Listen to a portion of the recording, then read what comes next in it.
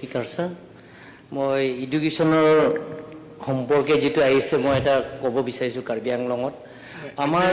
waste Karbi আংলঙৰ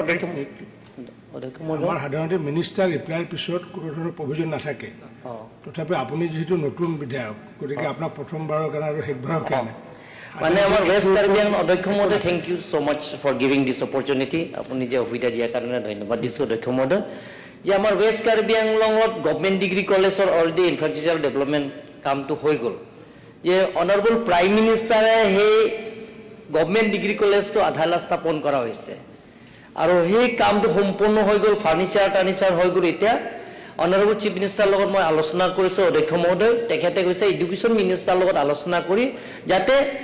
ক্লাছটো সোনকালে আৰম্ভ কৰিব লাগিব তাৰ মেন পাৱাৰ নাই তাৰ মেন পাৱাৰ দি দিলে হৈ যাব অধ্যক্ষ মহোদয় আৰু লগতে ইষ্ট কাৰ্বি আংলঙত এটা ইঞ্জিনিয়াৰিং কলেজৰ কাৰণে গভৰ্ণমেণ্ট অফ আছামৰ পৰা তেখেত এডুকেশ্যন ডিপাৰ্টমেণ্টৰ পৰা আমাক লিখিতভাৱে ৰিটেন দিয়া হৈছে এতিয়া গোটেইখিনি ইনফ্ৰাষ্ট্ৰাকচাৰ কামটো হৈ গ'ল খালি এতিয়া ক্লাছটো আৰম্ভ কৰিব লাগিব অধ্যক্ষ মহোদয় গতিকে অনাৰেবল চিফ এডুকেশ্যন মিনিষ্টাৰৰ মই সেই কথাটো